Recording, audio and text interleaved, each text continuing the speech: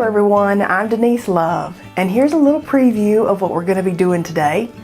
So let's get started.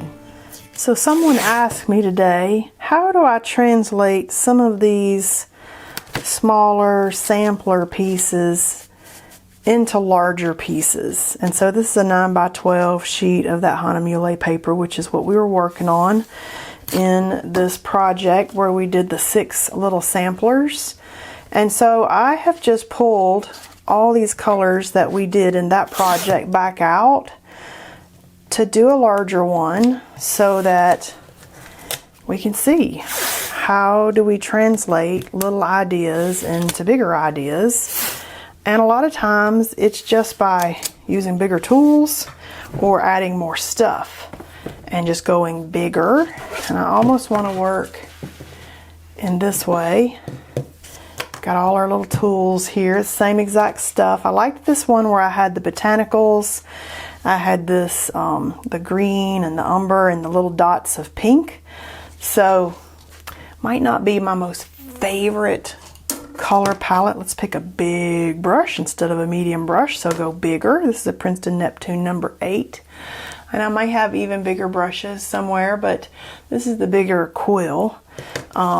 And we used these Derwent ones. And so, to translate bigger an idea that I liked, I will take the elements in the smaller piece that I liked making and just go bigger. It doesn't have to mimic that piece exactly, but I am going to use the same elements and mark making and just see, like, what can I create if I go a little bigger.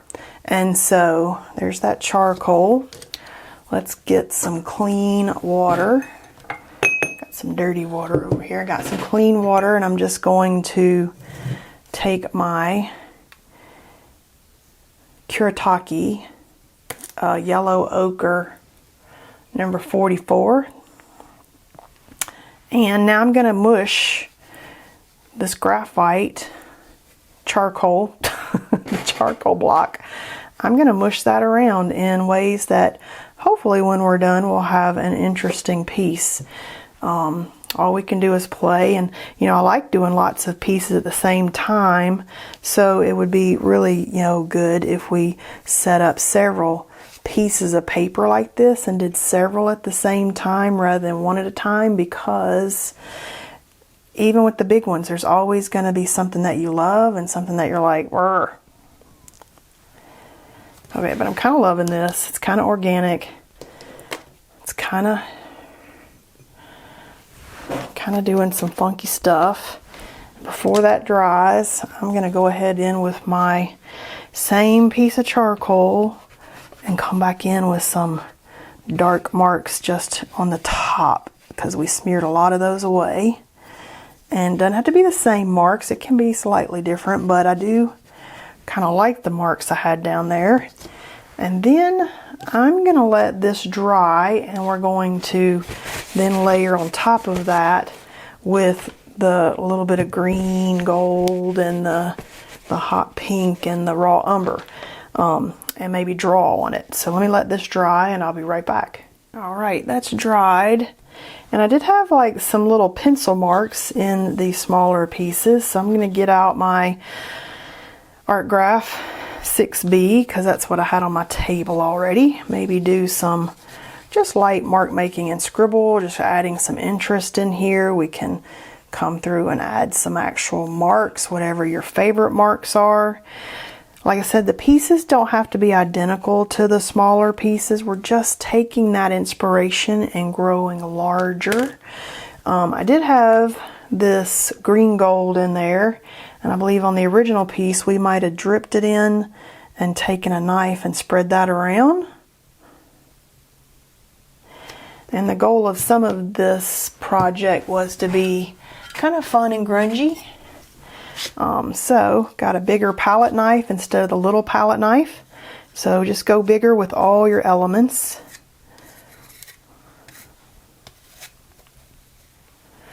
And I could have done that too with a like a catalyst wedge, like a silicone. Okay, I like that, because it was just touches of that in there. I also had black where we drew. So let's get out our pen and our ink. Of course, it would be helpful if that green paint were dry. Right, that's mostly dry now. As soon as I touch the wet paint with my pen, I know it's going to stop the writing. This is just the Black Magic ink. And I can do, that was way too much. So when I do something like that and I don't love it, I'll take a palette knife and kind of smear that in and add that in some other places like it was on purpose. So I could actually do that with this here.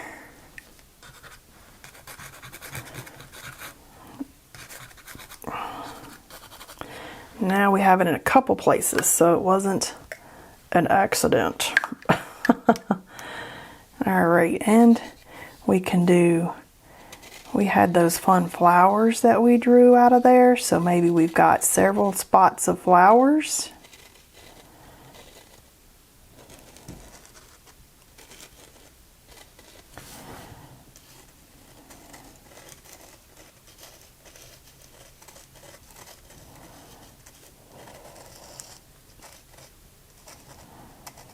And again, I hold the pen way back so that I'm not getting perfect drawing. I don't want control over the pen so much as that imperfection. I like that imperfection. If you need tighter control over your drawing, hold that pen tighter towards the top, like up here, so that you've got all the control that you need.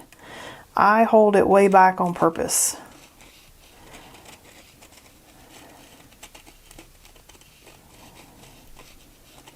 And then if I get where the ink came out real heavy, these are some things that I just don't stress about. Like I can cover that with stencil. I can come back later or some other paint.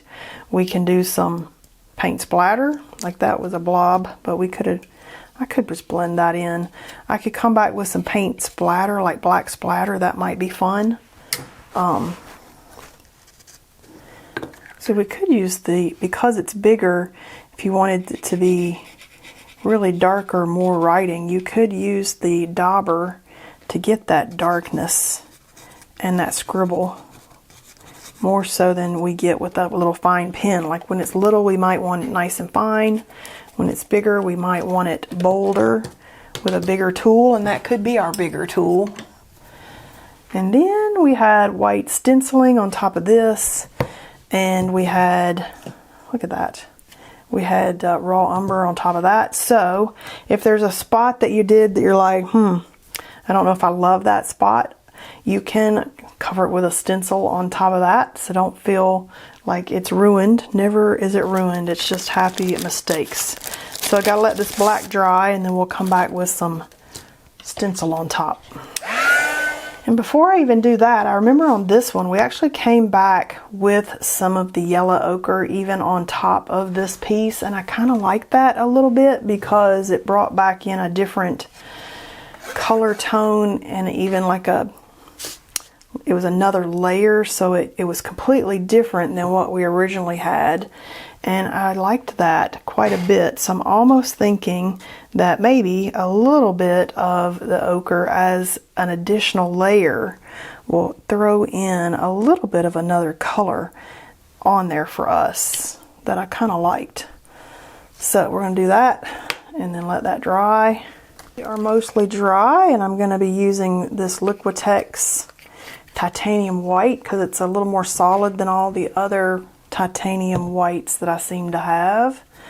And I'm going to get a dry sponge, and we're going to get our yummy